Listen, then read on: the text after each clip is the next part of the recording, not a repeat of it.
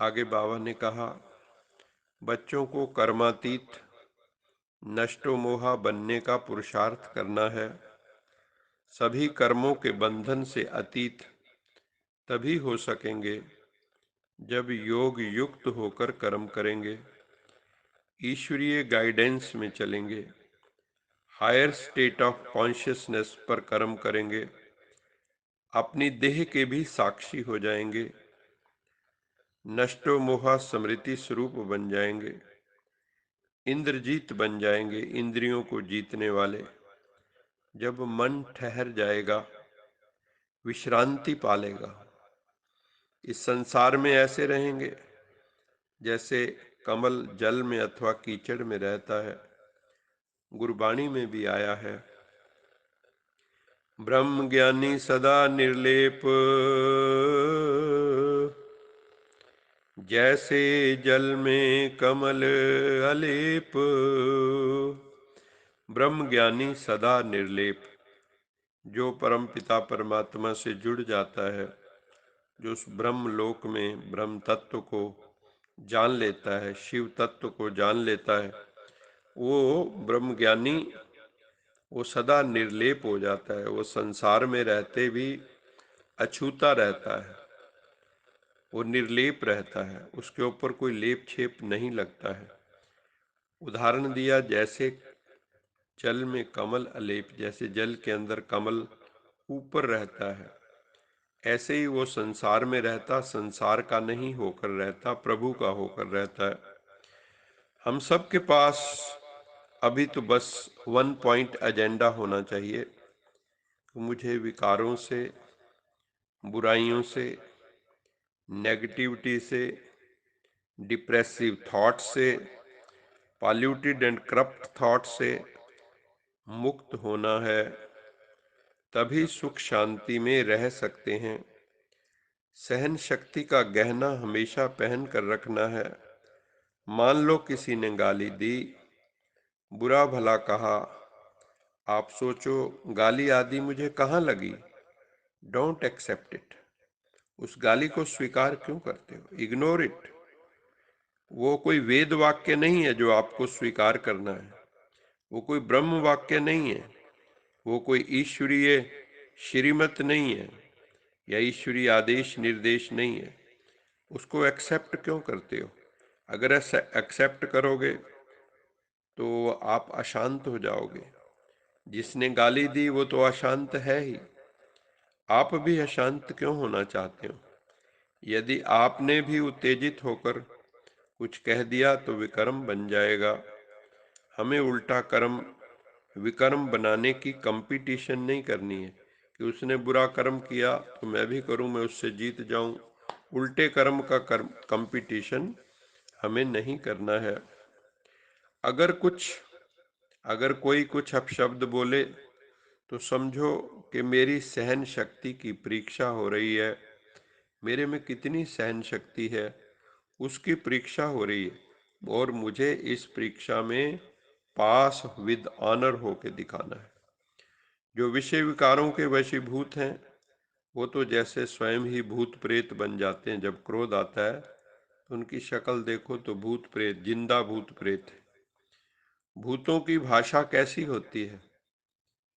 अच्छी नहीं होती, शुभ नहीं होती, क्रोध वाली हो सकती, गंदी भाषा होती है, अगली भाषा होती है।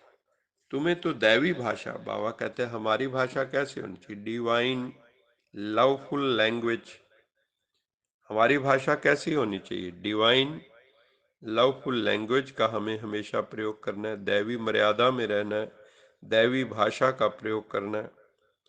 आज के वरदान में बाबा ने कहा कि एक विशेष टाइम पर योग के प्रोग्राम रखो तो ये एक स्पिरिचुअल फोर्ट, आध्यात्मिक किला बन जाएगा।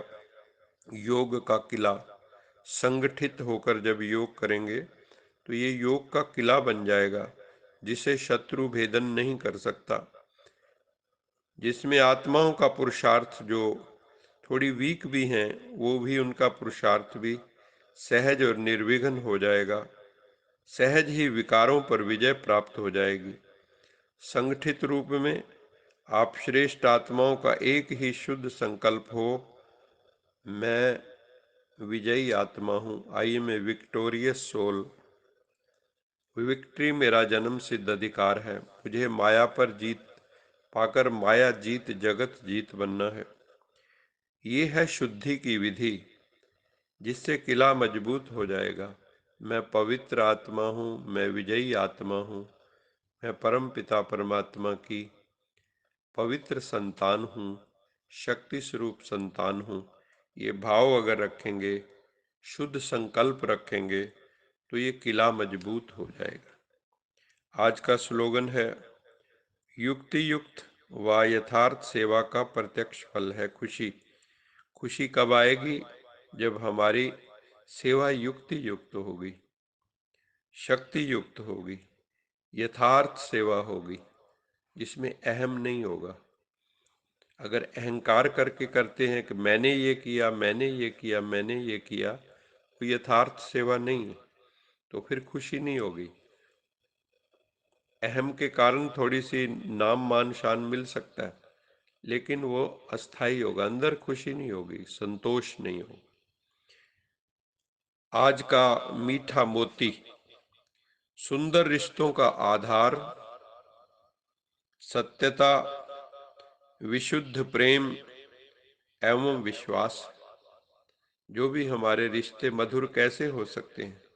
हमारे रिश्ते, जो रिलेशनशिप्स हैं, बहुत सुंदर कैसे हो सकते हैं? जब उसका आधार ट्रूथफुलनेस हो, ऑनेस्टी हो, विशुद्ध प्रेम हो, बिल्कुल पवित्र लव एवं विश्वास, एक दूसरे में ट्रस्ट। इनसे रिश्ते स्वतः ही मजबूत और सुंदर हो जाते हैं। अच्छा, मीठे मीठे सिकिलधे बच्चों प्रति माता पिता बाप दादा का याद प्यार गुड मॉर्निंग। रूहानी बाप की रूहानी बच्चों को नमस्ते। हम रूहानी बच्चों की रूहानी माता पिता बाप दादा को याद प्यार गुड मॉर्निंग और नमस्ते। सदा रहो हंसते, कहीं नहीं फंसते, बन जाओ फरिश्ते, बांध लो अपने बसते, चलो प्रभु के रास्ते। वाहिगुरु जी का खालसा वाहिगुरु वाहिगुरु जी जी की की फतेह। बोल बोल साचे साचे दरबार दरबार की की जय। लोका लोका समस्ता समस्ता सुखिनो सुखिनो भवन्तु। भवन्तु। लोका लोका समस्ता समस्ता सुखिनो सुखिनो भवन्तु। भवन्तु। लोका लोका समस्ता समस्ता सुखिनो सुखिनो भवन्तु। भवन्तु। ओम